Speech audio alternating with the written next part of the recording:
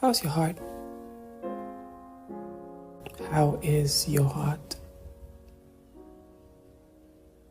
I hope you're being patient with it, speaking the truth to it, giving it time to heal, giving it time to see what is real and what is not.